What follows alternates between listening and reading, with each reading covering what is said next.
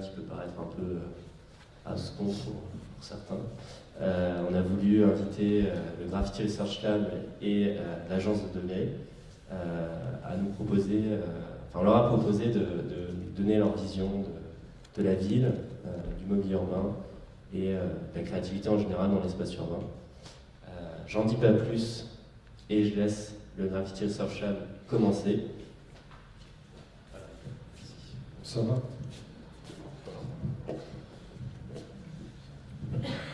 Bonsoir. Donc je m'appelle Jérôme Sinclair. Moi je m'appelle Antoine Kick. Et donc nous faisons partie du Graffiti Research Lab France. Donc je précise France puisqu'on va vous expliquer un peu ce qu'est le Graffiti Research Lab et les différentes déclinaisons. Donc ce qu'on va vous montrer, c'est à la fois des projets qui ont été réalisés par les Graffiti Research Lab et puis d'autres artistes qu'on affectionne particulièrement. On a regroupé tout ça autour de 6 ou 7 grands axes et on va vous montrer à la fois des photos ou des vidéos de projets. Donc le Graffiti Research Lab, ça a été créé en 2006.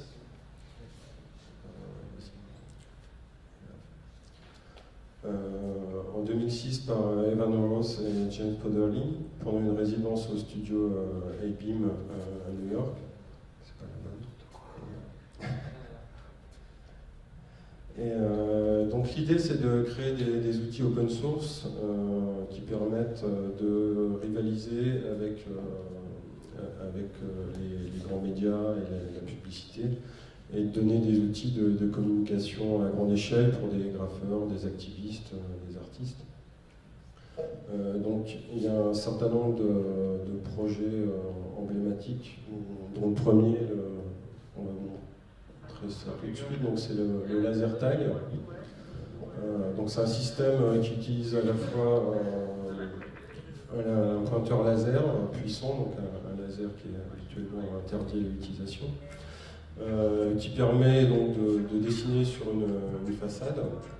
Et donc tout ça combiné avec une webcam qui repère l'emplacement du pointeur et un vidéoprojecteur, on redessine par-dessus en fait le tracé.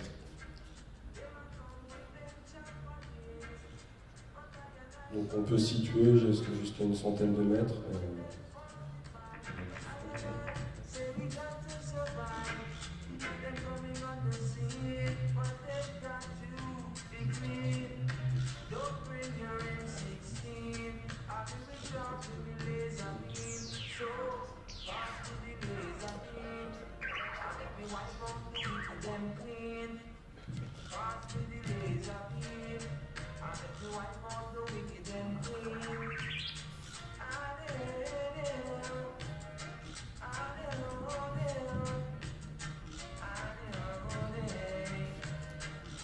Donc dans l'idée d'open source et de partage, en fait, je crois que c'est en 2008, Evan et James ont émis l'idée que d'autres personnes puissent créer leur propre Graffiti Research Lab.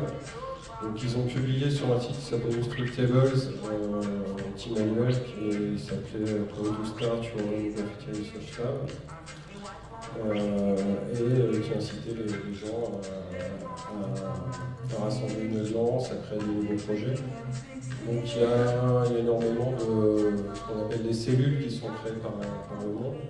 Donc il y en a au Japon, en Allemagne, il y en a au Mexique, au Luxembourg, en Autriche, au Japon, à Berlin.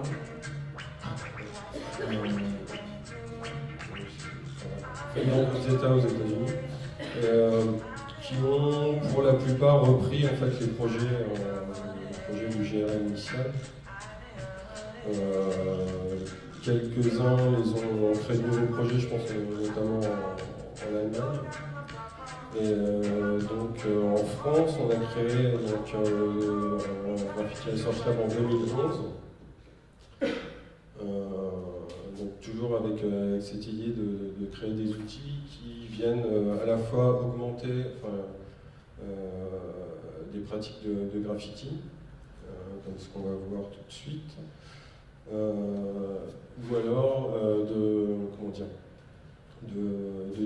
documenter en fait ces pratiques de graffiti. Donc on a des outils par exemple qui permettent d'enregistrer un tracé et de le reproduire après sous format numérique, ou éventuellement de réutiliser ces données-là pour les imprimer en 3D. Donc le projet le plus, on va dire, le plus emblématique qu'on a réalisé, c'est celui-ci, donc qui a été réalisé par Julien Téchuer et Gabriel Pignon, et qui est une sorte d'imprimante matricielle mais de graffiti. Donc on a un logiciel qui permet de créer un message sommaire et après de charger ces informations-là sur une carte électronique qui s'appelle une carte Arduino et qui pilote le déclenchement des bombes. Donc si on veut faire un L par exemple, ça déclenche toutes les bombes et puis après seulement la bombe du dernier. Soit on a une structure type train par exemple qui passe devant, soit on passe le long d'un mur et ça reproduit le message.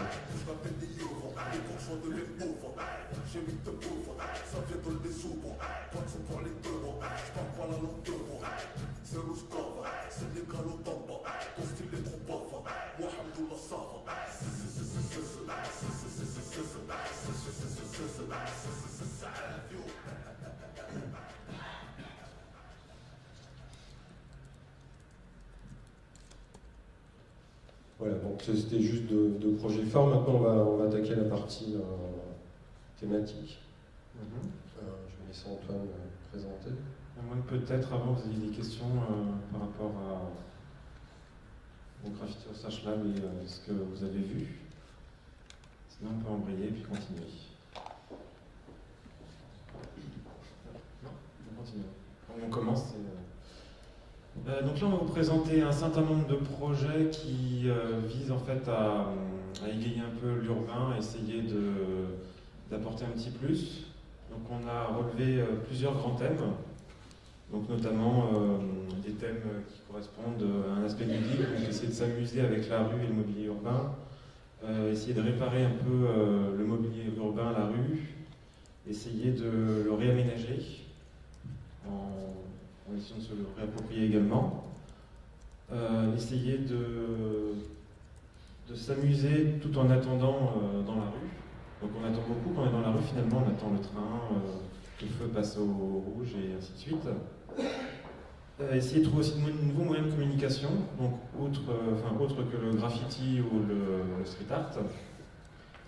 Et du coup essayer aussi d'échanger ou transférer c'était quoi déjà ce thème-là ? Les données. Les données, voilà. Donc les données de la rue et ce qui nous permet d'échanger des choses dans la rue. Alors,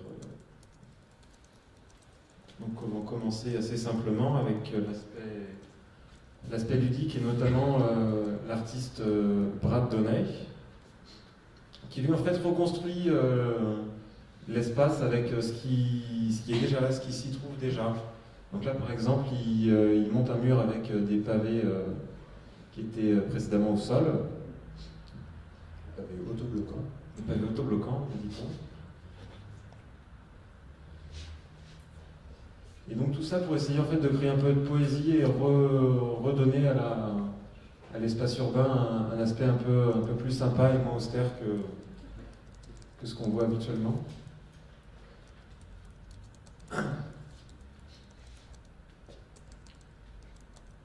Non, c'est un autre artiste qui celui-là est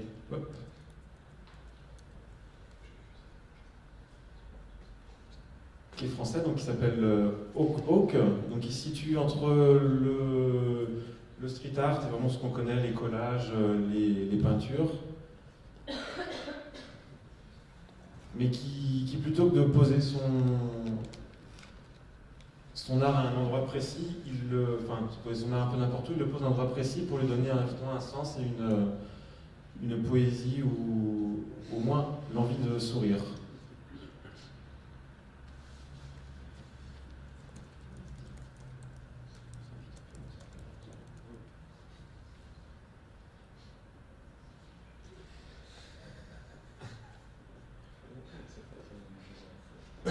Donc on connaît tous les stickers dans la rue et en fait peu communiquent avec des stickers déjà existants et du coup là c'est une tentative de Jérôme Sinclair donc à mes côtés qui qui en fait essaie de jouer avec les signaux du métro et tous ces stickers qu'on voit qui annoncent du danger.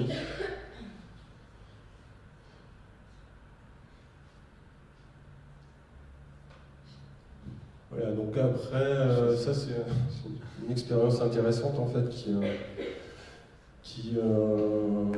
touche au... C'est-à-dire qu'on va modifier quelque chose ou lui donner un caractère autre que celui qu'il a à la base. Mais il y a un intérêt à rester à une certaine limite, de manière à ce que ce soit visible mais sans être totalement visible. Donc là on voit un sticker on voit un gros plan là, sur une porte qui a été taguée et qui a été nettoyée. Et en fait, ils ont conservé le sticker, pensant qu'éventuellement c'était peut-être important. Ça faisait partie des dangers. Ça, c'est une autre interprétation. Après, il y a aussi dans la désinformation, en fait, donc c'est un petit autocollant qui se trouve sur les voies de RER avec un sticker qui dit « Vous êtes ici ». Donc, si on en rajoute un autre, on peut perdu, on ne sait plus quel est le bon. Voilà, et donc là c'est ascenseur social, enfin j'ai rajouté social. J'ai pas vu social.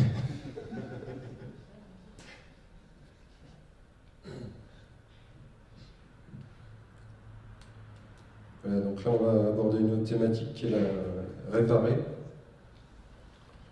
Donc avec deux artistes. Donc le premier c'est Jan Vorman. Donc lui a fait le tour du monde en fait en s'amusant à réparer des murs qui avaient l'air abîmés avec des Lego. Et du coup c'est un projet je crois qu'il réalise depuis plusieurs années et je crois qu'il continue en ce moment même. Et donc l'idée c'est de réparer sans réparer et juste de proposer une vision toujours dans le ludique et l'amusement tout en ayant sa propre retouche avec des Lego, des petits cubes que tout le monde connaît. Donc le deuxième, j'ai du mal à le dire, c'est Didier Courbeau. Donc lui, il est français également. Et dans ses nombreux travaux, en fait, il y a justement un de ses projets qui s'appelle Need, où justement il s'est vraiment amusé à intervenir dans la rue. Alors que d'habitude, il fait des trucs un peu pompeux, très art contemporain, très concept. Et là, tout simplement, en fait, il a passé du temps dans la rue et puis il a essayé de l'améliorer tout en gardant un aspect très low-tech, donc très simple et très limité au niveau des moyens techniques, pour apporter un plus et nous permettre tous de vivre mieux ensemble. Alors, je reste sur la photo parce qu'on va faire la transition avec donc il y a une partie dans son travail de réparation, mais aussi d'amélioration. Donc, je reste sur celle-là, qui est la première de la série réparation, où là il va rajouter une niche à oiseaux. Niche. Donc là il va faire des plantations, il va rajouter une table, des fleurs. Ou alors rajouter un passage pour piétons, on estime qu'il devrait y en avoir un. Voilà, donc du coup, comme je le disais, ça fait la transition avec la partie aménagée. Donc là, on a une première vidéo d'un artiste qui s'appelle Florian Rivière. C'est un carrousel. Voilà, donc...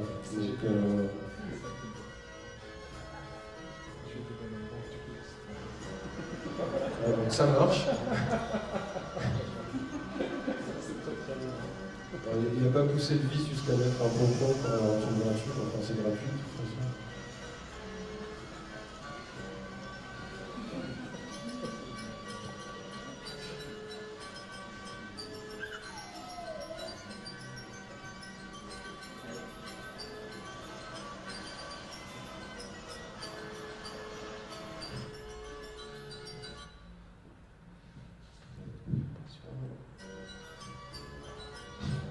On a droit à toi.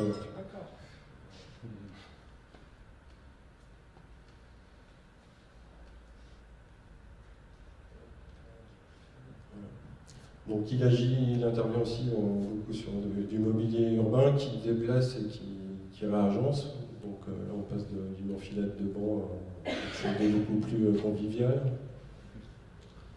Et il a utilisé je sais pas si vous voyez, des selles de vélo qu'on a à droite. Il a décuplé le jet de la fontaine. C'est toujours la queue. Voilà. Donc là c'est une bibliothèque improvisée. Je sais pas si vous voyez de ce côté-là. Donc là c'est un banc qui est censé être anti-SDF, donc ils ont fait un banc pro-SDF avec quelque chose de plus agréable. Là il utilise les cadenas qui habituellement restent en bas des poteaux pour en faire jouer un panneau de basket. Il crée aussi des buts. Et il trouve une utilité enfin à l'eurodateur. Et il concurrence Ikea avec étagère haute, enfin en jouant aussi sur la fabriquer soi-même.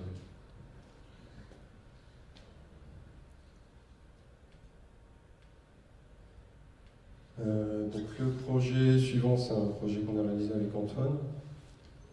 Je vous laisse. C'est bien ça. Je peux pas ça y est. C'est vraiment dommage.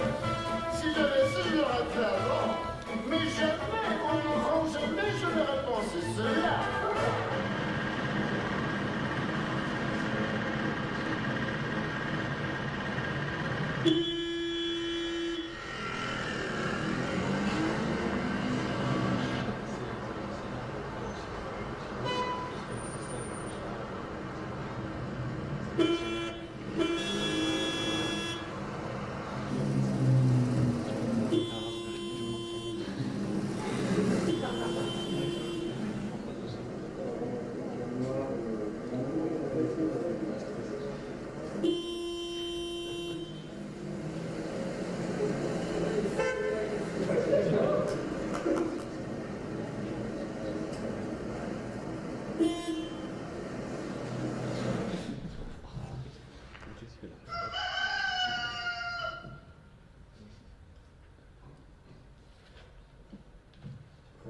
Donc là, on va continuer avec un autre artiste qui s'appelle Julien Berthier. Donc il a compacté en fait tous les, je ne sais plus comment ça s'appelle, la concentration des services. Voilà. Donc il a rassemblé tout ce qu'on peut trouver en fait comme service en mobilier urbain en une seule et même œuvre. Donc on va voir en détail. Donc là déjà on voit qu'il y a un lampadaire, caméra de surveillance, un feu tricolore, un haut-parleur, une horloge, j'ai dit, enfin rébus, taxi, poubelle. Avant. Un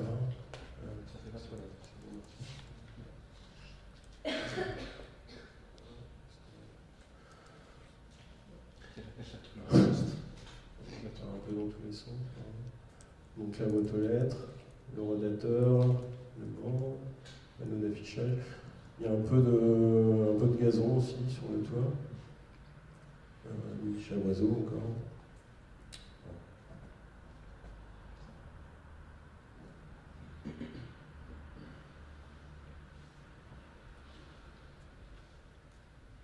Et donc maintenant une vidéo d'un artiste qui s'appelle Farwell. Donc alors il avait réalisé une vidéo dans le métro qu'on n'a pas retrouvé, donc on a choisi une autre.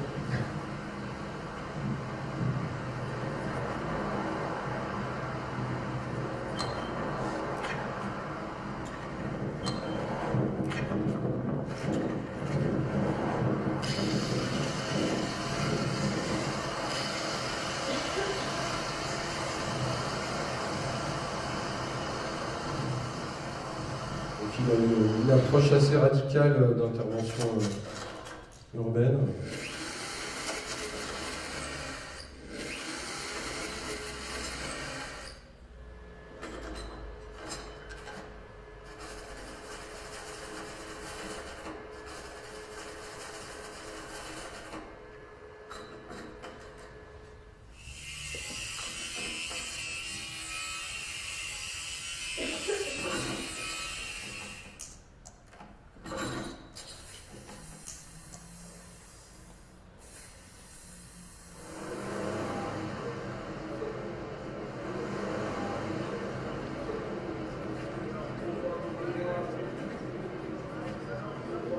a conservé le fonctionnement du Vélib.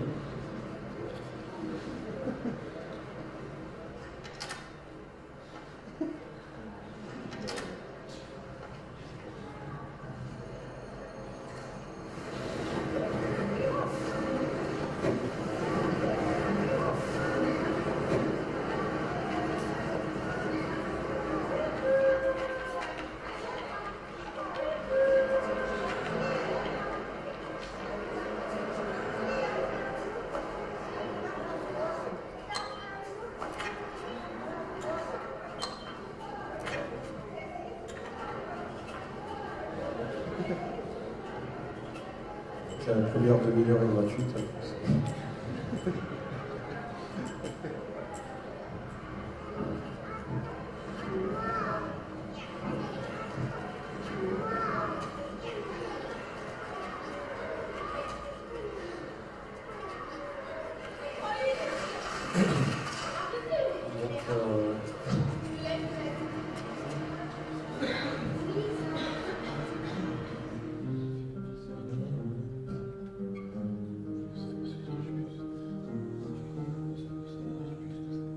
Donc le projet suivant dans la catégorie serait approprié l'environnement urbain est un projet du Graffiti Research Lab initial qui s'appelle Let's for Risk, aussi un des projets un peu emblématiques, qui est quelque chose d'assez simple dans la conception, c'est-à-dire que c'est juste des LED avec une pile bouton et un aimant, et ça permet en mode happening de jeter ces éléments sur une structure métallique et donc ça reste au bout d'un ou deux jets accroché pendant. Enfin, ça reste accroché longtemps, mais les LED persistent pendant un ou deux jours.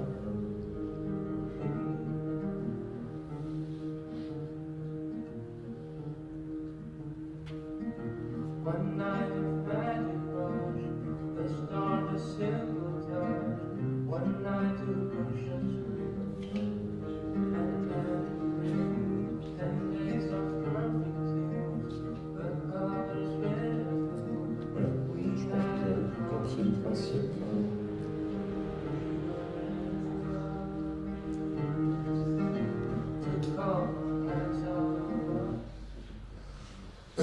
Donc le projet suivant, c'est un projet du GRLFR qui a été réalisé par Benjamin Golon. Donc ça s'appelle le LSD pour Light to Sound Device. Et donc l'idée c'est de révéler en fait sous forme sonore la pollution visuelle. Donc c'est un appareil donc une ventouse qu'on peut disposer sur les écrans. Et donc avec quelques petits réglages en fait on choisit, on peut modifier un peu la fréquence du son de base et après c'est modulé par l'intensité lumineuse et les couleurs en fait.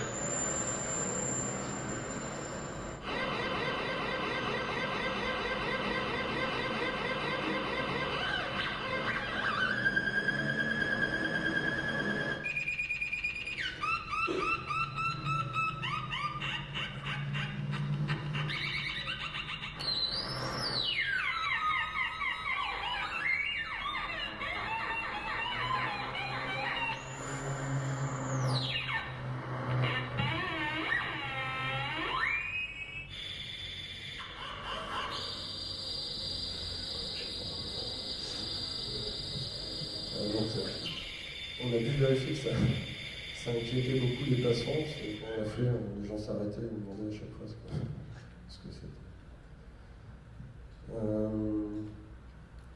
Le projet, donc là on va changer de catégorie, c'est la catégorie attendre.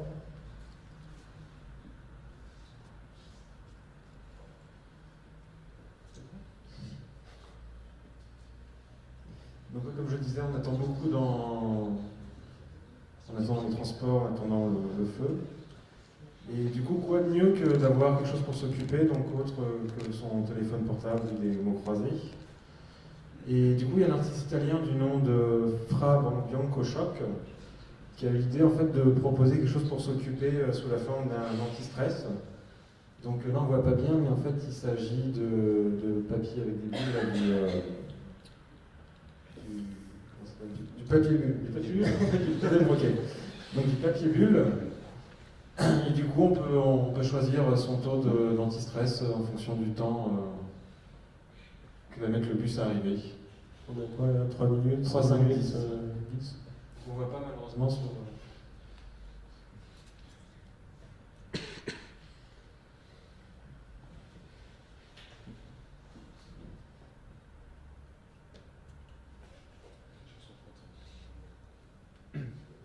Donc on voyait sur la photo d'avant la dame qui n'éclatait pas du papier bulle, qui avait l'air de bien s'ennuyer. C'est trop tard, on verra pas. C'est ça,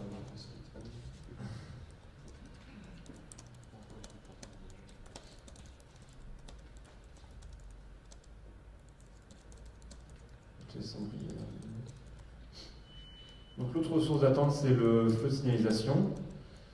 Donc il y a un système qui existe, qui a là-bas, je crois, qu'une œuvre artistique, qui est maintenant produit, je crois, et c'est un Allemand ou un Hollandais, j'ai un petit doute là.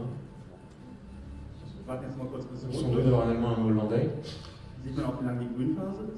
Et du coup, l'idée en fait, c'est de rendre les feux de signalisation interactifs. Donc, sachant quand le feu est vert, on peut jouer à une espèce de forme de jeu qui ressemble à Pong. Et en fait, on peut jouer avec la personne qui est à l'autre bout de la rue. So, wie ihr seht, ist das Ganze eine Pong-Variante mit Skateboard.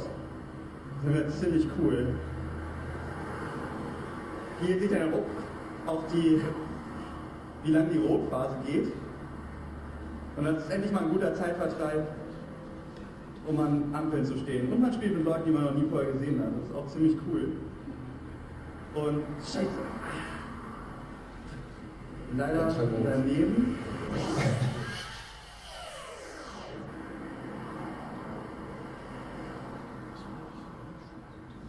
Und tja, leider verloren. Meine Mitspielerin war besser. Und da ist sie auch schon. Hey! En fait, on écoute une fille en plus. Oh, c'est sexiste.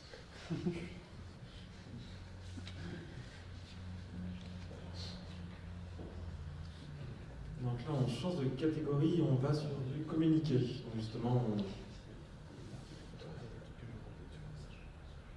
Donc là, c'est un projet du Graffiti Research Lab France.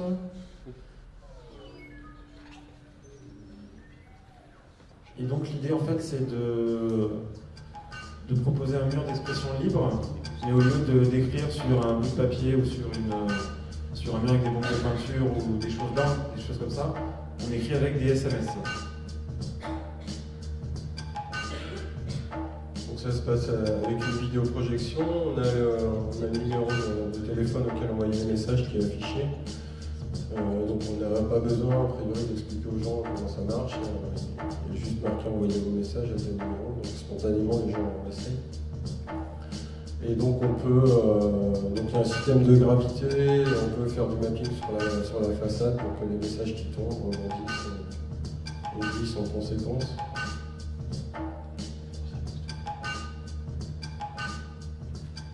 Il n'y a pas de modération, donc les gens envoient ce qu'ils veulent.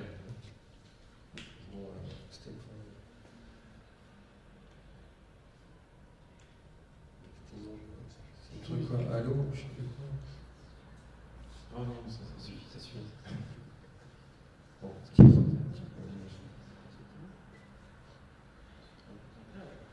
Attends, avec la vidéo, il faut expliquer un peu.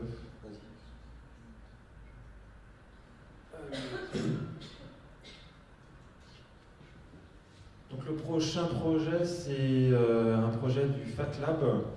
Donc en fait, le FatLab, c'est la nouvelle version du Graffiti Research Lab. C'est une sorte de collectif de gens qui font des choses qui sont très techniques ou très idiotes. Donc ils ont notamment une charte de projet fait en moins de 4 heures. Un projet fait et publié, je crois, en moins de 4 heures. Ouais, alors l'idée ça s'appelle les Speed Projects. Et, donc ils ont un petit logo, on coche 1 heure, 2 heures, 3 heures, 4 heures. Donc l'idée c'est du moment où on commence au moment où on publie, il doit se passer un temps. Et du coup, ça donne des projets assez simples mais efficaces, presque limite trop efficaces pour être vrais. Et du coup, dans la production de cette FatLab, il y a un projet qui est un peu étrange parce qu'il utilise des routeurs Wi-Fi. Et en fait, le logiciel du routeur à l'intérieur est modifié pour qu'en fait, au lieu de se connecter à Internet, propose juste en fait 4 noms de réseaux qu'on peut en fait modifier nous-mêmes. Et par l'utilisateur juste en se connectant et en tapant le nom. Donc c'est une sorte de nouvelle forme de graffiti, mais la vidéo n'est pas évidente à comprendre. Donc lorsqu'on connecte au Wi-Fi, on a cette page qui s'ouvre. On propose de taper son propre message qui va apparaître après dans la liste des réseaux Wi-Fi.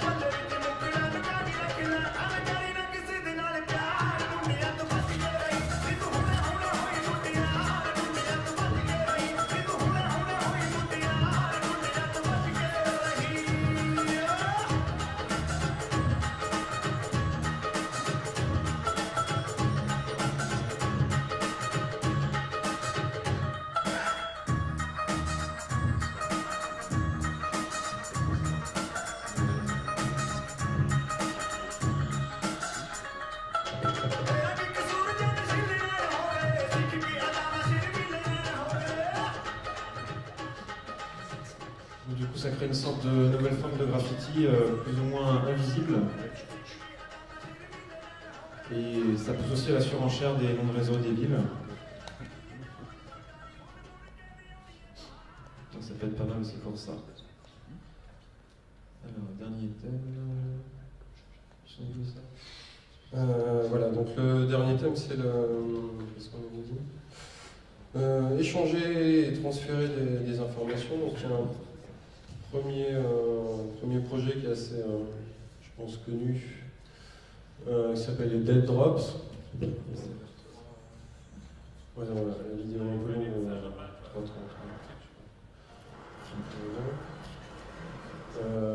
donc l'idée, c'est de créer un réseau d'échange de données, mais offline. Donc en fait, on utilise pour ça des clés USB. Qu'on va insérer dans un mur, et donc il y a un site web qui s'appelle deaddrops.com où on peut voir quels sont les dead drops à proximité, comment les localiser. Alors il y a une photo de loin, une photo de près, une photo de très près. Et donc on peut, je crois qu'il y a aussi un petit descriptif concernant le contenu de la clé.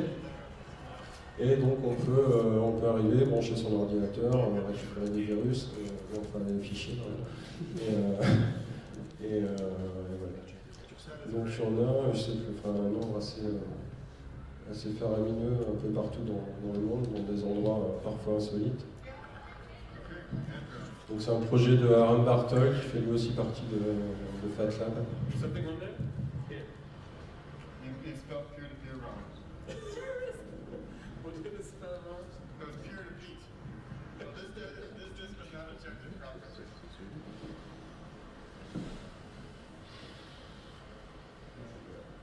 Donc je crois que ça fait plus ou moins référence à la manière dont les espions s'échangeaient des fichiers en laissant des messages, enfin des fichiers papier, des messages à certains endroits dans la ville, des profils.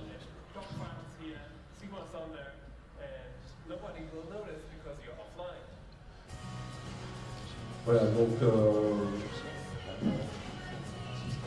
donc là on a quelque chose qui, si on fait le parallèle avec le net, quelque chose de... J'arrive pas à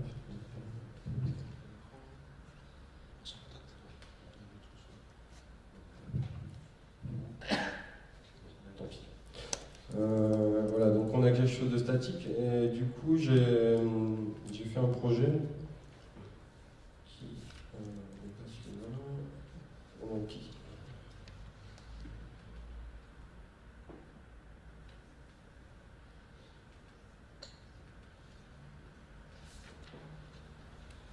qui s'appelle les...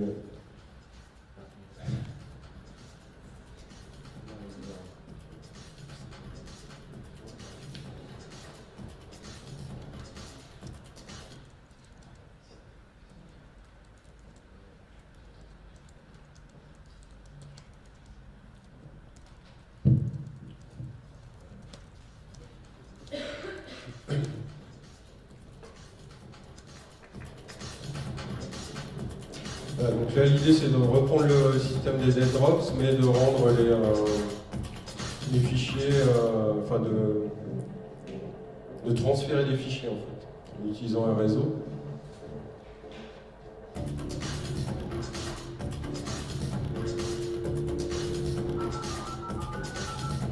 Qui en l'occurrence, là, le réseau du métro, en fait.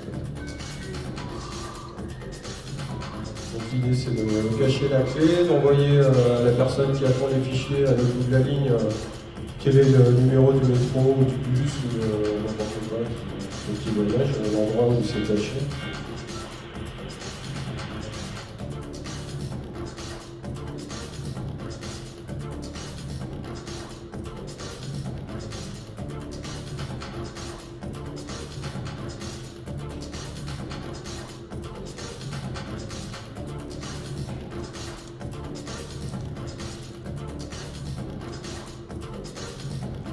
Donc sans filtrage, sans surveillance sur le net, ça va les fichiers. Et c'était le dernier projet. Voilà. Donc, est-ce que vous avez des questions, des remarques? C'est super ce qu'on a fait.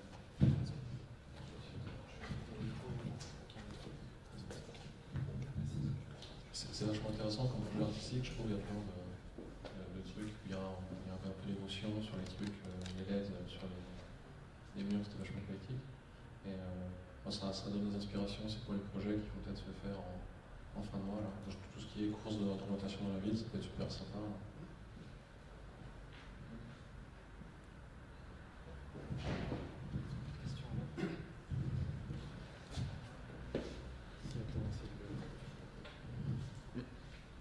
Je voulais savoir dans quel, si ça s'inscrivait dans le même cadre, tout ce qui est Piratebox, tout ce qui est les petites initiatives, que ce soit dans les bars, dans les bibliothèques, de box non connectées à Internet, mais qui permettent de partager du contenu également. Oui, c'est dans la même idée de partager offline les choses à proximité, c'est-à-dire dans la zone de couverture du réseau. Typiquement, le projet Wi-Fi Tagger qu'on a vu tout à l'heure utilise la même technologie que les Piratebox. En fait, c'est un type de routeur qui modifie, un système qui fait fonctionner les routeurs qui n'est pas celui fourni par les constructeurs, qui s'appelle OpenWRT. Il y a un certain nombre de routeurs qui sont supportés et on peut installer ça là-dessus et avoir accès à plus de fonctionnalités ou vraiment à la customisation. Juste un petit mot, en fait, je sais pas si vous voyez, on a ici l'adresse d'un PiratePad, en fait, un fichier texte en ligne, enfin éditable de manière collective, où il y a toutes les notes, tous les liens vers les vidéos, vers les sites, les artistes, etc. Donc vous pouvez noter cette adresse-là. Rajouter vos commentaires, partager d'autres informations, des idées ou des choses. Voilà, c'est votre propriété maintenant. Et vous pouvez le faire vivre si vous voulez juste récupérer les liens qu'on a mis tout à l'heure. Moi, je me posais une question sur tous ces projets, c'est super intéressant, mais pour la plupart, soit ça reste éphémère, soit c'est pas dans un usage courant, c'est-à-dire repris par une ville ou une région ou autre. Et du coup, je me posais la question, est-ce que parmi ces projets, ou est-ce qu'il y a d'autres projets où des villes seraient appropriées demain, posent à l'artiste? Parce que notamment quand je vois le jeu du Pong au passage piéton, ça c'est le type de jeu qui pourrait plaire par exemple à une ville telle que Nantes ou des villes dynamiques, mais est-ce qu'il y a des projets qui sont, qui deviennent véritablement populaires, c'est-à-dire qui sont vraiment installés et pas juste dans le cadre d'une présentation artistique, qui a un côté fonctionnel derrière. Je me pose la question en fait. Celui qui, je pense, est le mieux implanté, c'est sans doute les dead drops. Après, ça reste en effet quand même restreint à certains publics. Après, en termes de mobilier urbain, je ne suis pas sûr Alors, le Pong, a priori, c'était une société, c'était un projet artistique à la base, il y a une société derrière qui s'est créée, un studio de design, et donc je pense qu'ils commercialisent. Pour le reste, dans ce qu'on a vu, non, je pense pas qu'il y ait des choses qui soient utilisées de manière commerciale. Donc il y a peu d'exemples de projets artistiques ou d'intention en tout cas de créer des produits à destination des villes pour essayer d'être adaptés après en mobilier urbain ou en choses dans ce cadre-là, quoi. Tout ce qu'on vous a montré en plus, c'est des projets vraiment qui sont purement artistiques, mais des fois l'artistique est souvent rattrapé par le commercial, et après des bonnes idées qui peuvent être artistiques peuvent après se retrouver dans un produit commercial ou être remixé pour être fabriqué après en grande quantité. Donc peut-être que dans tout ça ou dans d'autres projets, il y a peut-être des petits trucs qui permettent après aux fabricants de faire des choses. Il y a une citation qui est passée il n'y a pas longtemps sur Twitter, je ne sais pas si elle date de nom, qui disait les artistes sont le département R&D des agences de com, en fait. Donc, ils puisent leurs idées. C'est pour rebondir sur ce que tu as dit. Il me semble qu'il y avait, je ne sais pas la société, c'est les sociétés qui s'occupent des. Ça s'appelle Jeux de Cause, ça doit être un concurrent qui a mis en place comme ça un système de jeux disponibles en ville. En fait, il y a une sorte de tablette, un grand écran en fait qui était disposé pour des gens pour jouer sur les parcs. En fait, il y avait des jeux d'échecs, des sudoku. Alors je me souviens pas de jeu, mais je me souviens d'un abribus comme ça un peu expérimental à la Bastille, je crois, où il y avait un écran tactile. On pouvait consulter des infos, et il y a 3-4 ans.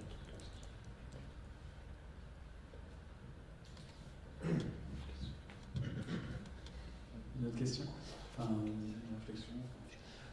C'est l'enjeu de Game of the City. Moi je me pose beaucoup la question. On parle de mobilier urbain, de connexion, de jeux et tout ça. Mais du coup, visiblement, ce domaine-là a l'air dédié à des industries ou des trucs comme ça, parce que même du coup dans Game of the City, là je ne ressens pas l'intention de véritablement changer la pratique quotidienne avec le mobilier urbain dans la ville de Nantes, notamment. Et du coup, je me pose la question, est-ce que c'est dans Game of the City voilà, finalement l'intention, je me pose la question, l'intention réelle, faire émerger des projets qui peuvent être intéressants à petite échelle, ou alors essayer de révolutionner déjà la ville. Est-ce que derrière la ville a l'intention de suivre un projet en particulier ou quelques-uns pour faire la promotion, Stérolux et tout ça, comment ça se passe? Je m'interroge là-dessus en fait, il n'y a pas forcément d'intention comme ça qui soit sous-jacente au projet. On attend un peu de voir ce qui va sortir de l'événement. Évidemment, nous, ça nous intéresse, il y a des projets qui sont intéressants, dont les gens ont envie de les poursuivre, ça nous intéresse de les accompagner pour que les projets arrivent au-delà de l'événement. On n'a pas d'accord, on va dire, avec la ville ou avec une structure quelconque pour que les projets vivent au-delà de l'événement. Maintenant, pour nous, ce type d'événement-là, c'est plus un coup de pouce, on va dire, un coup de démarrage à des réflexions, à des propositions qui peuvent être amenées à vivre derrière. Et en tout cas, on fera tout pour que des choses intéressantes soient amenées à vivre d'une manière ou d'une autre derrière. Maintenant, on n'a pas de garantie là-dessus, c'est pas l'objectif, c'est pas un hackathon monté par JCDecaux pour faire la R&D, comme on disait tout à l'heure, du mobilier urbain de demain. C'est faire émerger des idées, les pousser jusqu'au bout et voir où ça va nous mener le plus loin possible, on espère. Est-ce qu'il y a d'autres questions? Ouais. J'avais une question un peu plus technique en fait. Par exemple, ma première présentation avec le LASAC, où c'était un peu du mapping sur le bâtiment. Du point de vue technique, j'imagine que vous avez posé un vidéoprojecteur au sol. Il y avait un vidéoprojecteur au sol, mais comment est-ce que ça s'est passé techniquement parlant en fait? À quel niveau vous avez mis le vidéoprojecteur? Est-ce qu'un seul suffit? Avec la webcam, derrière il devait y avoir un PC qui devait tourner pour relier les deux. Voilà, un peu plus de curiosité en fait. Pardon, j'ai pas entendu la dernière phrase. C'est de la curiosité par rapport à ce projet-là. Oui, en effet, donc il faut un ordi, un logiciel qui fait d'une part l'acquisition et le traitement de la vidéo pour localiser en fait l'emplacement du pointeur et après reproduire le chemin parcouru par le pointeur et le rétroprojeter. Donc c'est un vidéoprojecteur assez puissant, je crois, enfin au minimum 6000 lumens, après ça dépend des conditions de luminosité. Après niveau distance, c'est pareil, il faut être à la bonne distance. Je pense que plus de 100 mètres, c'est pas possible en zone urbaine. Après. Quand vous parlez d'open source, c'est qu'on peut retrouver des plans de tout ça sur le site. Voilà, ce logiciel-là est disponible sur le site graffiti-researchlab.com. C'est un projet, je crois, qui était réalisé de manière conjointe avec Theodore Watson, qui est un des deux créateurs, avec Zach Lieberman de Open Frameworks. Je ne sais pas si vous connaissez. Donc, soit il se trouve sur le site du GRL, donc le .com, soit sur le site de Théo, je ne sais plus. Enfin, si vous cherchez LaserTag, open source, vous le trouverez. Et du point de vue de l'administration, des administrations, vous avez pu intervenir comme ça sur un bâtiment, vous avez dû au préalable demander, passer par toute l'administration, demander les autorisations de mairie, etc. Pour le LaserTag Notamment. Alors en fait, ça c'est pas un projet du GRL France, c'est un projet du GRL initial, donc celui qui a été créé aux États-Unis. Je crois pas qu'ils aient demandé d'autorisation, je crois parce qu'on voit à un moment donné une voiture de police arriver. Enfin, on l'a pas vu sur la vidéo, mais je crois que ça figure sur la vidéo. Ça peut être problématique le laser tag parce que ce type de laser est interdit et de plus en plus parce que ça a été utilisé pour pointer sur des avions en fait au moment de l'atterrissage ou du décollage, donc c'est pas très bien. Donc voilà, après c'est possible d'en acheter. Il faut être vigilant quand vous l'utilisez parce qu'un pointeur comme ça dans l'œil, ça peut abîmer la rétine. Après, si on parle juste en termes de vidéoprojection, je ne pense pas qu'il y ait de législation particulière, même si vous créez un attroupement dans la mesure où vous n'avez pas invité les gens à venir, enfin sauf si vous le faites, inviter les gens à venir, il n'y a pas besoin de faire de déclaration à la préfecture ou autre, pourquoi vous avez rassemblé 200, 300 personnes. Donc je ne pense pas qu'il y ait de problème à ce niveau-là. Ça ne dégrade pas, c'est propre. Bon, après, si vous voulez voler de l'électricité en bidouillant une prise en bas d'un poteau, vous le reprochez aussi. Bonjour. Moi je suis votre travail depuis plusieurs années. Je fais du graffiti depuis 15 ans. Et vous utilisez le terme graffiti, donc il n'y a pas de dégradation. Ça peut être bien ou pas bien, mais moi, pour moi, le graffiti, c'est politique. C'est un acte politique en tant que tel, hein, même s'il n'y a pas forcément des propos dans un premier temps. Et là, tout ce que je vois, c'est plus lié à l'art qu'à un rapport appropriation en tant que tel. Par exemple, l'anti-pub. Voilà, il y a des choses qui pourraient se faire avec la technologie que vous connaissez. Et c'est voulu ou c'est parce que vous ne voulez pas avoir de problème avec la justice ou... Disons que l'idée qu'on a, c'est surtout de créer des prototypes, des outils, de les rendre disponibles. Tout ce qu'on publie en fait sur le site du GRL, soit GRL France ou les autres, c'est documenté, c'est des éléments qui permettent à quiconque de réutiliser, de refabriquer en fait. Donc on peut en effet, comme sur la vidéo du NTQ, l'imprimante, faire des choses dans la rue qui peuvent être répréhensibles, mais c'est pas ça qu'on met en avant. On met surtout en avant le fait de créer des outils qui permettent de réaliser en effet avec la publicité ou autre à grande échelle, qui veut bien les utiliser. C'est pas, on fabrique pas des trucs, on se les garde pour nous et puis donc c'est comme les fabricants de bombes de peinture.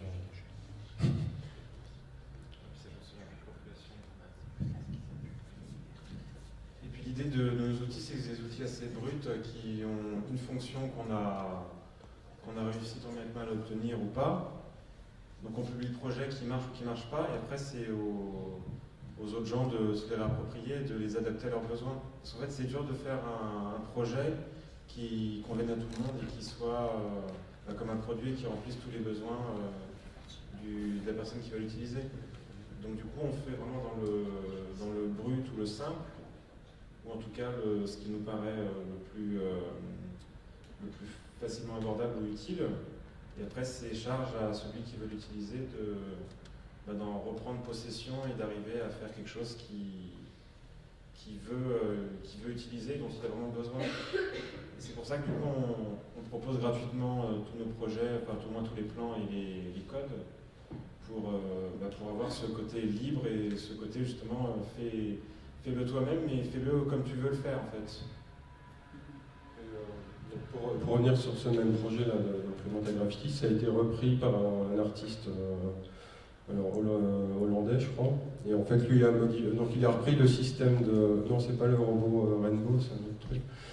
Il a repris le système de programmation de la carte, sauf que lui, plutôt que d'avoir cette bombe de peinture, il a mis des vagues électromagnétiques, et donc il a juste un extincteur rempli d'encre de peinture qui arrive sur ces bombes, et donc il a un jet plus puissant que le nôtre, et il peut taguer à quelques mètres du monde.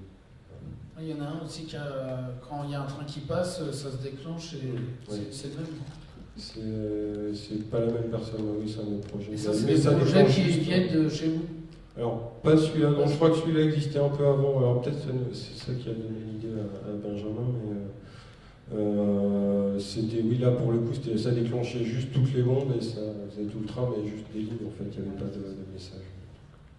Alors, ce qui est intéressant par rapport à ça, c'est qu'on a publié le projet, on nous a reproché, on nous a dit ouais, mais c'est pas du graffiti, le graffiti c'est du style, le truc. Chaque artiste a son style. Mais ça peut avoir un côté intéressant aussi d'avoir un truc formalisé, c'est-à-dire qu'à partir du moment où on l'a publié, si d'autres s'en servent, comme c'est fait, donc tout le monde peut le fabriquer, c'est pas forcément nous qui auront fait ça, on anonymise un peu on efface les traces sans effacer la peinture.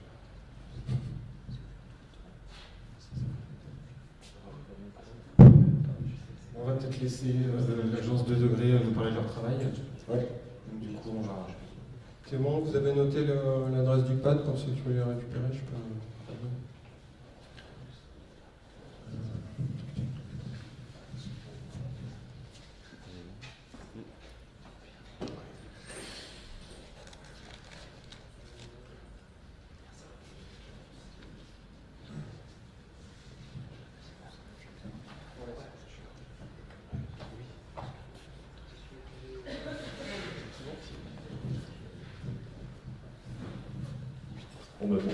Bonsoir. Alors, on va peut-être répondre aux questions que tu avais posées.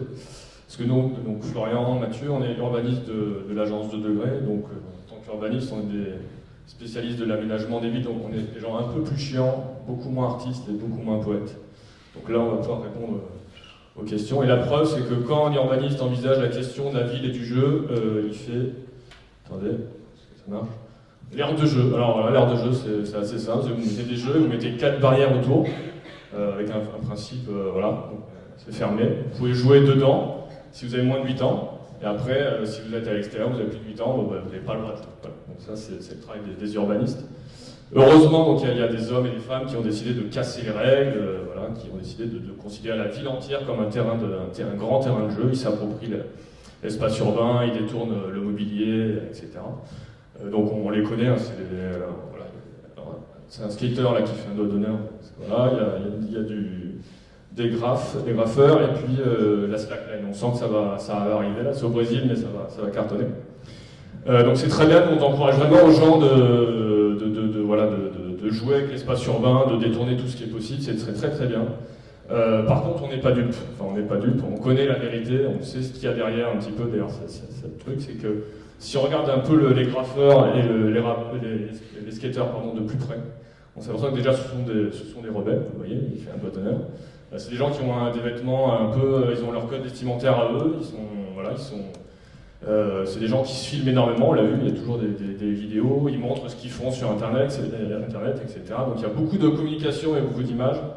Donc en fait, quand vous skatez, maintenant vous êtes, c'est cool, quoi, ça devient populaire. Et évidemment, dès que vous êtes cool, la finalité d'être cool, on la connaît tous, c'est d'avoir des rapports sexuels assez faciles avec des personnes qui sont impressionnées. Bon, ça c'est très bien. Mais la preuve, hein, vous avez un regard avec un graffeur, par exemple, bon, il faut passer fortuitement devant une de ses œuvres, et là il vous dit ouais, mais tu vois, c'est moi qui l'ai fait, ça, mais bon, au péril de ma vie, mais tu sais, j'aime pas trop en parler parce que je suis un artiste, c'est vrai, mais je suis un rebelle avant tout, et bon là, bim bam, 10 minutes après, c'est coït assuré dans une petite friche, une friche urbaine. Bref, donc c'est très bien, voilà, nous on joue le jeu, mais ce qu'il faut retenir de ça, et c'est là-dessus qu'on va faire la conférence, c'est que si vous voulez jouer en ville, en fait, il faut que celui qui joue en tire une situation avantageuse. Il faut qu'il y ait un avantage à en tirer. Et surtout parce qu'en ville, vous jouez devant un public qui n'est pas du tout venu pour vous voir. En fait, il passe par hasard, d'un coup vous jouez. Alors il y en a qui accrochent, il y en a ils en ont rien à faire. Donc c'est vraiment la règle qui est un peu compliquée. Et si vous jouez en ville, vous êtes tout seul à passer pour un con devant plein de monde qui sont pas là pour venir vous voir ça. Vous n'allez pas vous amuser longtemps. Donc là, on va faire une conférence effectivement sur les conditions un peu pour le rapport au public, en fait. Voilà. Ce qui nous semble important quand on joue en ville, c'est le rapport au public et un peu les situations dans lesquelles on peut jouer dans de bonnes conditions. Donc effectivement, on a voulu insister sur cette phrase parce que la notion fondamentale, c'est le rapport au public. Mais pour que vous compreniez mieux, on va passer par un certain nombre de biais. Le premier de ces biais, c'est le carnaval. Alors pourquoi on vous parle de carnaval ? Mathieu vous l'a dit, les urbanistes sont des gens relativement chiants, ce qui fait qu'ils n'ont pas du tout pensé dans leur appareil intellectuel la notion de jeu en ville, surtout pas si vous êtes un adulte ou un adolescent. Alors heureusement, comme on a bien fait nos devoirs, il y a quand même un ouvrage dans lequel, donc ça s'appelle City of Quartz, c'est un ouvrage de Mike Davis à propos de Los Angeles, dans lequel on a trouvé succinctement la notion d'espace carnavalesque, qu'il utilise à propos de Venice Beach et de Hollywood Boulevard. Donc pourquoi ça nous intéresse, l'espace carnavalesque ? C'est parce que justement, ça fait le trait d'union entre le jeu et l'espace public. Comme on est urbaniste, des formations professionnelles, pour nous le jeu en ville, c'est d'abord et avant tout le jeu sur l'espace public. Cette notion, à quoi ça renvoie ? Donc ça renvoie comme ça à des lieux où les gens se regroupent, sont là pour se montrer, se déguisent. Ça c'est Venice Beach. On a trouvé une simple recherche internet, on trouve tout un tas de gens de cet acabit. Donc là je suis désolé, mais il est déguisé quand même. Et surtout, c'est un endroit où les gens s'amusent. À tel point que on a fait la recherche, on a fini par trouver une image du vrai carnaval de Venise, et on n'a pas tellement compris la différence avec ce que ça a l'air d'être au jour le jour. Alors, ce qu'il y a à retenir de ces espaces carnavalesques, c'est que ce sont des espaces publics généralement centraux, passants, relativement ouverts, ou en tout cas agréables. Donc typiquement, ce sont les rues commerçantes. Ça va être des espaces dégagés dans les grandes villes. À Paris, c'est le Trocadéro, l'Esplanade de la Défense. Les gens, les skateurs ou les graffeurs n'hésitent pas à se montrer. Et ça, c'est relativement important parce que ça veut dire que c'est des endroits où, comme au carnaval, on ne va pas hésiter à pouvoir afficher son exubérance. Et c'est pour ça qu'on y va. Quelque part, c'est pour pas se prendre la tête sur le regard des gens. J'ouvre une page culturelle pour vous faire comprendre un petit peu mieux ce que représente le carnaval dans la culture populaire, avec cette pointure de Bruegel l'Ancien, peintre flamand du XVIe siècle, qui montre, ce tableau, c'est le combat de carnaval et carême. Donc carême, c'est une période de jeûne, de stricte observation des conventions religieuses, des conventions sociales, des valeurs en place. Et comme on s'embarque en 40 jours de carême traditionnellement quand on est chrétien, juste avant on a droit au Mardi Gras et on a droit au carnaval, qui lui, à l'inverse, donc les deux bonhommes, donc c'est carême ici avec toute sa procession de gens en noir pas du tout rigolos, qui représentent l'ordre, le conformisme, et donc qui sont un peu chiants, et qui sont opposés dans cette peinture à Carnaval avec sa procession complètement loufoque, donc qui représente la transgression et la remise en cause vraiment des valeurs et des hiérarchies sociales. Mais ce qui est important, et cette peinture elle est quand même là aussi pour le rappeler, c'est que cette transgression, elle est temporaire, donc elle est encadrée. On a le droit de se faire plaisir, mais juste pour un temps. Ça veut dire que le carnaval a une fonction que Aristote, rien que ça, appelle la fonction cathartique. Ça permet de se purger de ses passions, tout ce qu'on réfrène en soi, qu'on a envie d'exprimer. À un moment donné, on va pouvoir le faire sortir et ne pas hésiter à l'exprimer. Donc la prochaine fois que vous voyez comme ça un homme sur une échelle qui tire des serpents avec un bout de bois sur la tête, pensez à Aristote, parce que ça veut dire que tout simplement cet homme est en train de se purger de ses passions. Alors, tout ça pour dire que le carnaval, concrètement, c'est un droit à la connerie. Et c'est intéressant parce que ça pourrait être une définition du jeu de manière générale. Finalement, quand des enfants jouent ensemble, s'inventent un monde, c'est quelque chose d'un peu con. Mais c'est des enfants, donc ils ont le droit. De la même manière, quand on perd toute une journée devant un jeu vidéo, il y a toujours un rabat-joie dans la famille pour nous dire quand même qu'est-ce que c'est que cette connerie. Et au fond de nous, on sait qu'effectivement c'est de la connerie parce qu'on n'a rien fait de constructif, mais on s'est amusé, on s'est détendu, on s'est défoulé. Et c'est ça le plus important, c'est qu'il y a un droit à la connerie et on le prend.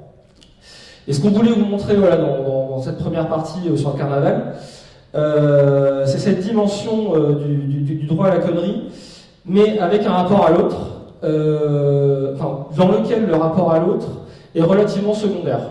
On pense d'abord à s'amuser et à se faire plaisir. Le rapport à l'autre, il est secondaire, mais il arrive quand même relativement vite, puisque maintenant qu'on a passé les références savantes, on va pouvoir se lâcher un petit peu au niveau des images. Second biais, c'est la parade. En ville, on joue aussi beaucoup pour se montrer. Donc c'est la dimension exubérante du jeu, qui est évidemment pas incompatible avec le carnaval. Et puis, donc n'oubliez pas, je vous ai fait remarquer que les espaces carnavalesques sont des endroits passants. Donc c'est des endroits où on joue le jeu de se montrer. Et il ne faut pas être naïf, c'est un petit peu ce que vous disiez Mathieu tout à l'heure. Le jeu, c'est aussi un spectacle, c'est aussi destiné à se mettre en valeur. Et donc, c'est destiné à créer un rapport à l'autre, mais qui vous est un petit peu favorable, parce que vous avez réussi à vous mettre en scène et à vous montrer sous un jour positif, ou sous un jour dans lequel vous êtes un petit peu spécialiste. Donc on reprend l'exemple de la slackline, qu'on a brièvement évoqué. Ça consiste à tendre un fil entre deux obstacles, un peu n'importe lesquels, arbres, poteaux, le plus souvent en ville. On a choisi cet exemple parce que en France, c'est une discipline qui pour l'instant est plutôt associée à une population de semi-hippies, dont on pourrait penser qu'ils sont au-delà de ces considérations, qui n'ont pas tellement à leur donner d'importance. Cependant, vous constaterez que son look est relativement soigné et que on est déjà un petit peu quand même dans les codes de la coolitude qu'on retrouve donc au Brésil, comme vous le disait Mathieu, où cette discipline est beaucoup plus installée, où là on est en milieu urbain et on a les codes d'un look urbain beaucoup plus assumé. Donc c'est ça cette seconde caractéristique, la mise en scène de soi. Et là effectivement on est, c'est un petit peu ce que je sous-entendais, dans la parade nuptiale. Alors la parade nuptiale pour trouver un partenaire, mais plus largement finalement pour séduire ce public qui ne vous a pas choisi, mais auquel vous cherchez quand même à plaire.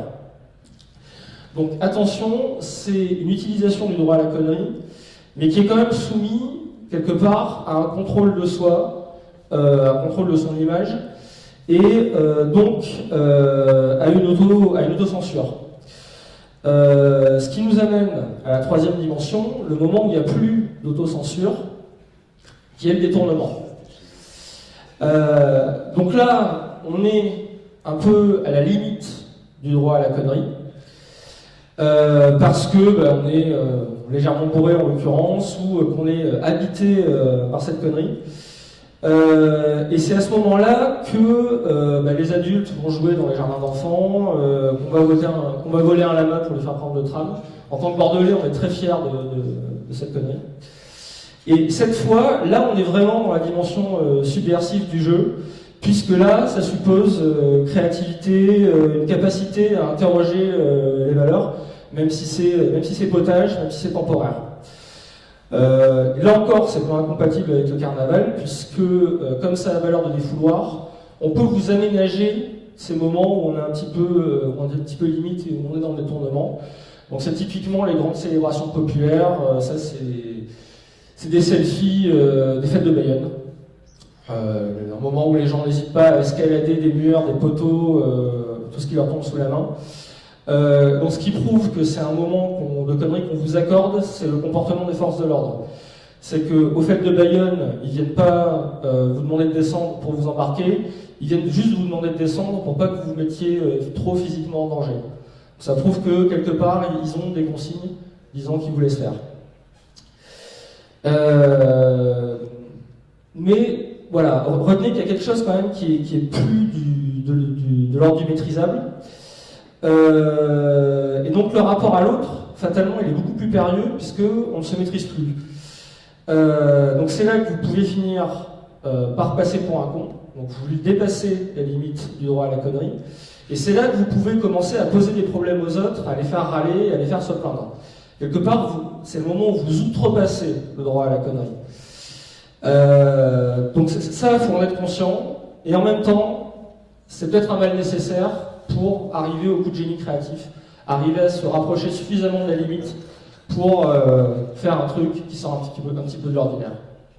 Le mot génie était vraiment approprié, quoi. Mesuré et pondéré.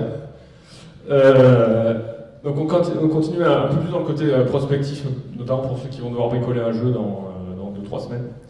C'est qu'aujourd'hui, il y a une nouvelle donnée en ville, c'est c'est ce qu'on appelait le jeu en ligne, mais c'est qu'en gros, vous pouvez jouer, mais sauf qu'à n'importe quel moment, il y a quelqu'un qui peut vous filmer avec son smartphone et mettre la vidéo sur Internet et diffuser la vidéo, etc. Et donc, en fait, on est en train de rajouter toute une couche de données par rapport à ce qui se passe en ville, donc numérique, etc. Et c'est très très bien. Mais du coup, ça veut dire qu'il faut jouer avec, quoi. Et donc tout cet univers numérique, donc les vidéos, etc., c'est important parce que déjà ça crée une mythologie autour d'un jeu, ça crée un univers, ça le diffuse aussi, ça rend accessible. C'est-à-dire que si vous êtes dans la rue et vous croisez par hasard quelqu'un qui fait de la slackline, vous n'allez pas d'un coup vous précipiter sur le mec pour dire je vais en faire aussi. Donc vous rentrez chez vous, vous allumez votre ordi, vous tapez slackline, vous trouvez des vidéos, en passant d'une vidéo, vous trouvez les gens qui font de la slackline dans votre ville, etc. Et vous arrivez à intégrer cet univers de jeu de manière un peu plus indirecte. Donc les données qui sont générées par le jeu en ville, c'est très important, et c'est d'autant plus important qu'en fait avec les données on peut jouer elles-mêmes, c'est-à-dire que les données ça donne des faits, ça donne des chiffres, ça donne des classements, et donc à partir du moment où il y a des classements, en fait il y a des rivalités, et donc on peut jouer là-dessus. On a pris un exemple qui est Runtastic, qui est l'application pour les gens qui font du jogging, en fait où vous courez, et ça enregistre votre parcours avec votre performance, la vitesse, etc. Bon, aujourd'hui, là, c'est un usage un peu solitaire, mais on peut imaginer que si Runtastic, d'un coup, il décide de mettre sur la ville de Nantes toutes les données publiques et qu'elle fait le classement du meilleur coureur de la ville de Nantes, il y aura un classement chaque jour, on peut imaginer que d'un coup, les gens ont envie de battre et d'être le premier, etc., et ça entraîne une dynamique de jeu. Du coup, on peut pousser plus loin, on peut imaginer qu'on fasse une statistique de tous les coureurs de la ville de Nantes, pareil, et qu'on les compare avec tous les coureurs de la ville de Rennes par hasard, et que voilà, il y a des statistiques comme ça, moyennes, et que juste avec des données, on encourage des rivalités entre villes, parce que c'est un peu l'essence même de l'humanité, de détester ses voisins. Et donc ces données seraient réactualisées tous les jours, et en fait voilà, on incite comme ça à ce que tous les Nantais ou tous les Rennais se mettent à courir un peu mieux pour battre le voisin d'en face, etc., et pour faire chier l'autre. Donc il y a ce système de rivalité entre villes qui peut exister grâce aux données. Et à chaque fois, les données, en fait, ça se répercute, c'est que les gens ils courent un peu plus en ville, donc il y a toujours ce lien qui est important. On peut aussi imaginer, en fait, que... en fait, l'idée, c'est que les données, on recrée une salle d'arcade virtuelle. On imagine, pareil, on continue d'imaginer. Runtastic décide de faire un parcours sur Nantes et un parcours sur Rennes, voilà, hyper ciblé. Et tout le monde peut y participer de n'importe où en France, il suffit d'aller à Rennes, de courir, d'enregistrer ses performances, il n'y a aucune organisation. Et puis une fois que vous avez couru, vous mettez votre score voilà, en bas. Et donc c'est comme les salles d'arcade, en fait, il faut toujours être le premier en haut avec le meilleur score. Et donc ça encourage tout le monde à courir de plus en plus et de passer de ville en ville, etc. Donc bref, le numérique, il faut vraiment l'envisager comme quelque chose qui encourage justement des compétitions et qui cadre un peu votre jeu. Et donc ce qui est important, c'est vraiment le lien entre le pratique et entre ce qui se passe en ville et le numérique. Et comment surtout on récupère des données. Et donc pour finir sur le mobilier urbain, il faut peut-être que le mobilier devienne ludique, mais nous on pense aussi que le mobilier urbain c'est surtout quelque chose qui enregistre des données et qui en restitue, qui diffuse des données et qui rend ça accessible un peu partout. Donc il y a peut-être un truc à prendre en compte. Et enfin, dernier point, c'est que pour un jeu il se démocratise et il soit utilisé par le plus de monde possible, c'est qu'il faut qu'il rende un service, surtout en ville. Voilà, c'est comme ça que ça va marcher, que ça va se démocratiser. Et là, il faut se mettre dans la tête, c'est assez simple, il faut se mettre dans la tête de quelqu'un qui vient d'emménager dans une ville, qui connaît personne, qui connaît pas sa ville. Et donc, si vous faites un jeu qui lui permet de découvrir sa ville et surtout qui lui permet de rencontrer des gens et de lui générer tout un tas d'opportunités, c'est un jeu qui va fonctionner parce que ça rend un service qui est quand même très important pour les citadins. Nous, dans ce domaine, en fait, il n'y a pas de révolution à faire. En fait, il suffit de reprendre tout un tas de services qui existent déjà et de les rendre plus ludiques. Nous, on a fait cet exercice avec, je vous montre, c'est juste un guide de Bordeaux. En fait, on a pris un guide touristique classique, et sauf qu'on en a fait un guide qui fonctionne comme un livre dont vous êtes le héros. C'est-à-dire qu'on vous propose plein de situations, et en fonction de la situation, on vous renvoie à une autre page, et ainsi de suite, et en fait, vous créez votre journée comme ça. Alors aujourd'hui, c'est limité parce que c'est un livre, donc en fait, bon, c'est pas très social comme support. Mais on imagine que ça, si on le transpose sur une application et que chaque soir, il y a une centaine de personnes qui sont connectées et vous leur proposez 15 lieux à faire et chacun va choisir, c'est-à-dire que les gens qui vont faire le même choix, ils vont se trouver au même endroit, au même moment, et vraiment, ils ont quelque chose à partager, du coup, ça crée des relations comme ça. Donc il faut vraiment penser votre jeu, si vous voulez qu'il marche longtemps et qu'une commune à la limite veuille l'acheter, c'est qu'il faut que ça rende un service pour les citadins qui sont amenés à l'utiliser. Voilà. Donc voilà à peu près les 5 points qu'on voulait détailler pour ceux qui vont notamment fabriquer un jeu dans 2-3 semaines. Après voilà, si vous avez des questions un peu plus précises, on peut répondre. On vous laisse un peu en speed puisqu'il y a une contrainte technique et donc c'est bon, s'il faut vous enfuir, vous pouvez récupérer le matériel et y aller.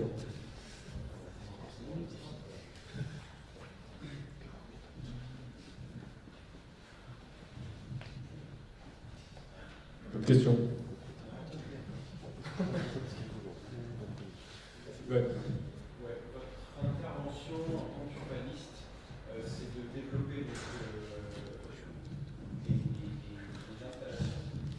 Je reprends depuis le début. Votre intervention en tant qu'urbaniste, c'est de développer des installations et les mettre en place dans la ville, ou simplement des processus, soit par le biais de livres, ou par le biais d'idées, qui restent que des concepts, comme on peut le voir là.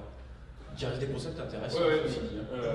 Donc nous on réfléchit beaucoup sur les usages et les modes de vie en ville, et on essaie toujours de faire un peu ce prospective et de s'imaginer comment ça va fonctionner dans 3, 4, 5 ans. Donc c'est pour ça qu'on réfléchit à beaucoup comment les gens, je sais pas, ils font leurs courses, ils font etc. Et comment d'un coup en changeant un peu la manière de faire, on introduit une nouvelle manière de vivre en ville. Donc justement, on a fait cette conférence parce que ce qu'ils ont montré avant, ça reste assez anecdotique, et notre boulot, à un moment, c'est de généraliser anecdotique et éphémère un peu.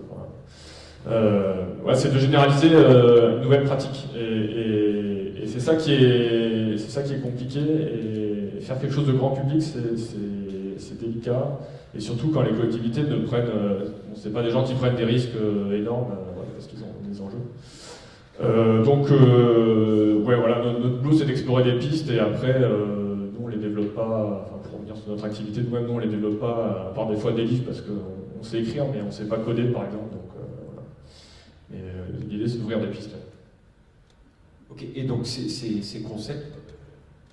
Je vais dire, pour répondre à ta question, on fonctionne plutôt en termes de process, si j'entends tes termes, qu'au niveau appliqué, mais aussi parce que bah voilà, on n'a pas forcément les compétences techniques pour les mettre en application et il faudrait qu'on passe des marchés ou des accords pour mettre ça en échelle, quoi. Donc pour l'instant, par exemple, cet exemple de livre, il est resté qu'à l'état de livre, ce qui est déjà très bien aussi. Ouais. Il est resté qu'à l'état de livre, oui. Et il est resté que sur Bordeaux, sachant que quand on l'a créé le concept, on se disait qu'on pourrait peut-être le développer. Alors pour des métropoles régionales, c'est la bonne taille, on vous le dit pour quand on l'a fait, mais ça pose tout un tas de complications parce que c'est quand même du temps, d'écriture, des contraintes financières, etc. Donc on l'a fait que pour Bordeaux et qu'en livre. Merci.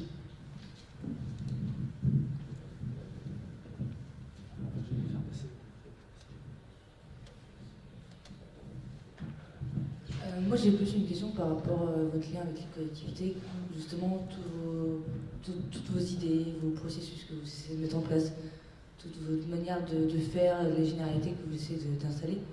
Comment vous les présentez aux collectivités, comment elles les réceptionnent, enfin des choses comme ça, quel est votre lien en fait avec elles, que ce soit avec la communauté urbaine ou avec la ville de Bordeaux. Alors, on commence à peine à travailler avec eux. Ça a été un petit peu long, mais comme pour tout le monde, je suppose. Voilà. On y est rentré souvent par des biais, à savoir que les techniciens urbanistes nous aiment bien.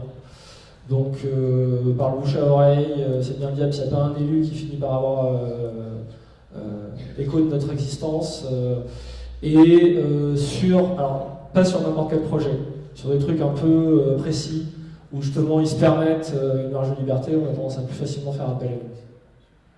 C'est plutôt comme ça que ça se passe, donc c'est long, c'est laborieux, et heureusement, voilà, on a un site internet et une petite réputation, mais dans notre monde professionnel.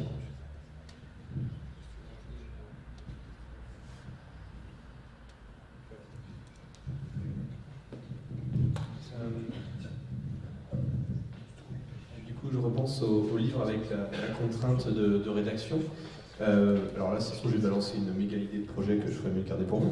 Alors, il y a un projet, je crois que c'est Use It ou Post It c'est des maps avec des bons plans ville par ville qui sont faits par les habitants. Et il y en a une qui a été créée sur Nantes là récemment, tout début janvier, c'est hyper frais. Et pourquoi pas s'en servir comme source de données, surtout qu'en plus il y a un peu de géolocalisation. Et après, il y aura juste le travail sur les liens, éventuellement, je vois extravagant, donc avec des mots-clés en fonction de l'idée du lieu, et du coup, faire un moteur qui... je sais pas, est-ce que vous avez déjà connaissance de... Non, effectivement, il y a plein de... Enfin, nous, ça c'était envisagé comme une application, au début c'était géolocalisé, et avec le temps, c'est-à-dire qu'en fonction de l'heure qu'il était et l'endroit où on était, ça générait des propositions qui correspondaient. C'est comme ça qu'on l'a imaginé, après c'était compliqué à mettre en place, ça coûte assez cher, etc. Mais après, effectivement, il y a plein de supports numériques, mais la carte, nous on essaie de bosser sur la carte en ce moment, effectivement, on peut, avec le système de liens, passer d'une idée à l'autre, donc il y a plein de supports à trouver, et à partir du moment où vous savez coder, enfin, vous êtes un peu, vous avez des facilités, quoi. Il faut juste trouver une idée, mais des idées, je pense qu'il y en a plein, il ne faut pas trop réinventer les trucs, mais c'est juste le support qui change, et à un moment, il faut se dire que les gens, ils ont leur smartphone devant eux, ou ils sont devant leur ordi, et voilà, il faut leur générer des formes hyper... L'idée, c'est des textes, là, ils sont 4 lignes maximum, enfin, après, c'est vraiment adapté au format web, où les gens lisent plus, enfin, voilà, il y a toute cette réflexion-là. J'ai un collègue qui a créé une application, justement, liée à la géolocalisation, liée au street art et au graffiti, où dès que tu vois un pochoir, tu le prends en photo et c'est envoyé sur le site avec l'application, et comme ça le reste du public peut aller voir le pochoir à tel arrondissement, et ça c'est aussi hyper intéressant, où tu peux te réunir à un endroit où tu t'apprécies l'œuvre. Voilà, question. Je connais le truc, j'ai oublié le nom, mais effectivement ça crée une carte de... Urban Colors. Ouais, c'est ça, ça crée une carte de toutes les œuvres comme ça. Voilà. Et ça, je pense que c'est une première version, c'est encore... on peut aller beaucoup plus loin en termes d'interactivité, mais voilà, la carte, ça permet ça, et il y a plein de choses à faire, quoi.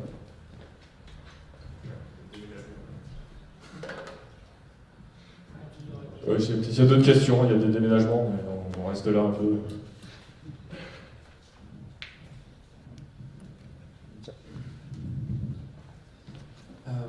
Du coup, c'est cool, on a eu deux parties différentes. Mais moi, ce qui me chagrine un peu, c'est qu'on a eu une première partie avec beaucoup d'actions, mais pas forcément applicables à une généralité. Et ensuite, beaucoup de généralités, mais sans une action de changement du mobilier urbain. Et en fait, le lien, on est à deux pas de pouvoir trouver une solution entre beaucoup d'actions et de créativité et une réalisation. Et du coup, selon vous, où on en est sur ce point-là, en fait, sur cette question du mobilier urbain qui est véritablement changé. Tout à l'heure, j'avais posé la question. Finalement, c'est pas très populaire ce qui avait été proposé, même si c'était hyper intéressant créativement. Si vous avez une notion pour que ça change les usages, du coup, où on en est dans la réalité des changements du mobilier urbain. Parce qu'en fait, voilà, vous êtes à 2 mètres, donc du coup, finalement, il y a peut-être quelque chose à faire. D'accord, c'est parfait. Je sais pas, je fais une parenthèse, j'ai un exemple. C'était à Londres, je crois qu'ils avaient refait des toilettes publiques toutes belles, magnifiques. Et sauf que il y avait des écrans géants, et en fait, dès qu'on passait à côté avec son téléphone, ça te volait toutes tes données, ton téléphone, et c'était monté par une boîte, genre JC Déco, etc. Ça a fait un scandale, évidemment. Donc il y a du mobilier, enfin voilà, il y a des dérives aussi, ça pose des problèmes, ce genre de choses. C'était une parenthèse. Non, mais effectivement, il y a plein de choses à faire. On n'a pas de solution, et justement, comme c'est vous qui devez trouver un truc dans 3 semaines, on n'a pas fait votre boulot à votre place, mais il faut bien réfléchir à.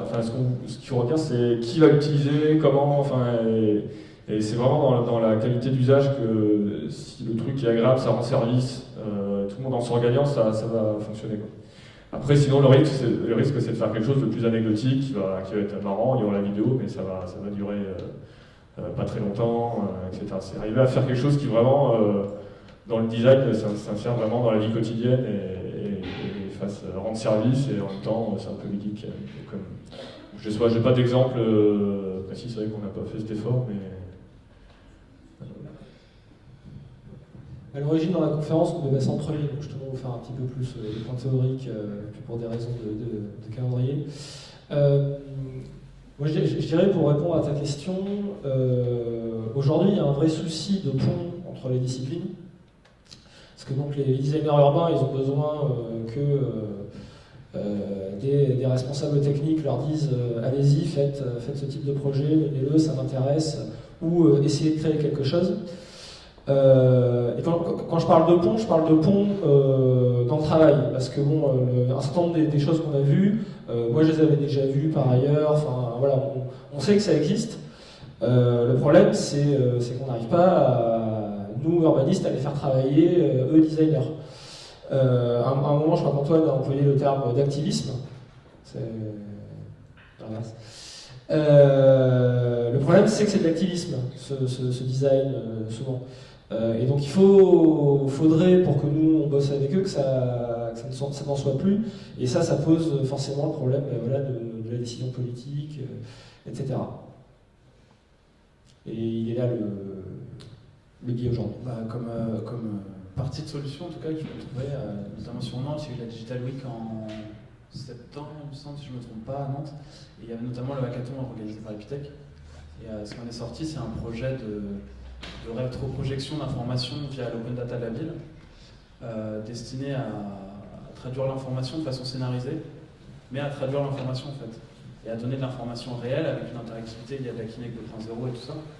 Donc là, il y a ce lien-là, mais c'est vrai que nous, quand on a monté le projet, assez vite, on s'est dit, mais ouais, du coup, par rapport à la ville, est-ce que ça va changer ? Est-ce que même si le truc, on a eu le soutien du directeur qui nous avait dit que c'était un projet qu'il fallait continuer, mais du coup, voilà, j'ai l'impression qu'il y a un réel blocage sur l'intégration d'un truc qui pourrait fonctionner dans la ville en fait. Une autocensure sur se dire non, on va quand même pas changer la ville, vraiment. On en parle, c'est numérique, c'est cool, il y a de l'argent derrière, mais finalement on ne le change pas. Parce que des projets, je pense qu'il y en a, des gens qui se connectent et qui font des étincelles. Mais souvent, ce qui marche le mieux, c'est les concours, mais la limite, c'est qu'un concours, ça donne de la com, et des fois, on aime bien s'en tenir à la com. Voilà. Après, il y a des... Ah, pardon. Non, c'est bon, c'est pour toi. Après, il y a quand même dans la collectivité, il y a des services à la mairie. Tu vas frapper, il y a des portes, il y a le service culturel, où il y a plein de portes. Nous, avec notre collectif, ça fait longtemps qu'on bosse à Nantes et on est venu nous chercher parce qu'on faisait du graffiti, on avait un collectif et après, par la suite, on travaille régulièrement avec les collectivités. Après, les collectivités, il faut les orienter, parce que sinon, ils font faire des trucs, l'éléphant, la grue, les trucs classiques, le pont de Cheviré, voilà. À un moment donné, on dit non direct, parce qu'on a une notoriété, ça fait longtemps qu'on est présent, et qu'on n'avait pas eu forcément besoin d'eux, mais ils voient qu'à un moment donné, il y a des peintures qui se font dans la rue, par exemple la peinture, hein, mais il y a plein d'autres disciplines. Mais vraiment, il faut aller voir dans les services. Et là, il y a beaucoup, là, ce grand truc de Johanna Roland, où son mot, c'est émergence. Donc là, il faut y aller. Là, j'ai fait une réunion à la mairie hier, où ça nous demandait à Pollen qu'est-ce que l'émergence. Et à un moment donné, les politiques commencent à vouloir aider les différentes disciplines. J'ai une mauvaise nouvelle, je pense que tu vas devoir dessiner des éléphants et des grues si tu veux que ça marche. Ouais, je sais, non, je sais bien, mais. non, mais c'est une bonne question, faire un truc grand public. Non, mais c'est un vrai enjeu, mais.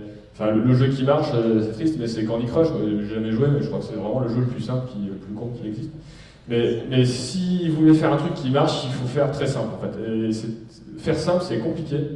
Et donc, moi, le numérique, il y a beaucoup d'enthousiasme autour de ça, mais ça part un peu dans tous les sens. Et il y a du côté un peu événementiel, c'est marrant et tout, mais il faut faire un truc hyper simple. Et pour faire un truc simple, il faut avoir une idée. C'est compliqué de faire quelque chose de très simple. Mais passer au grand public, c'est un vrai enjeu et il faut accepter des fois de dessiner un éléphant. Mais il faut aussi éduquer le grand public. Il faut éduquer, oui, éduquer. Après, non, il faut éduquer, mais. Sinon, on reste toujours dans les mêmes carcans. Ouais.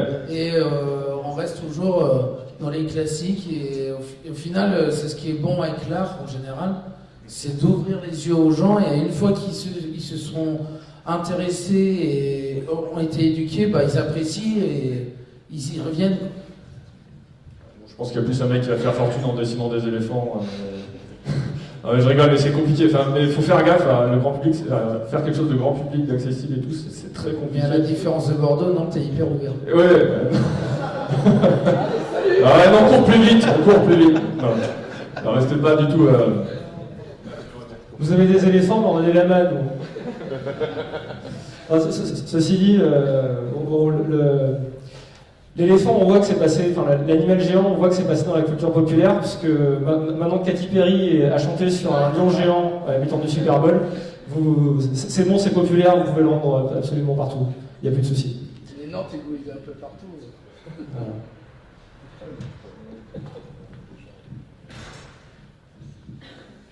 D'autres questions? Non? Bon, je crois qu'on va s'arrêter là alors. Donc merci d'être venus, merci aux participants et puis ceux qui sont partis aussi.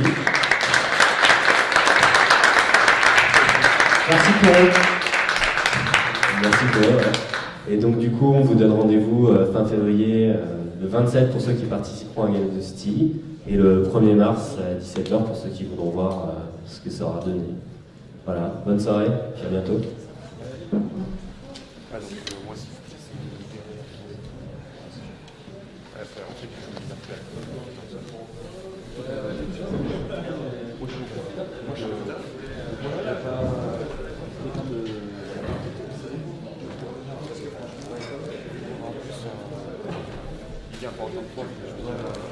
C'est quelque chose d'assez important.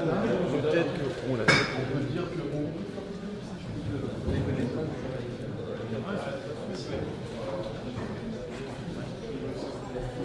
j'essaie de référencer. Maintenant,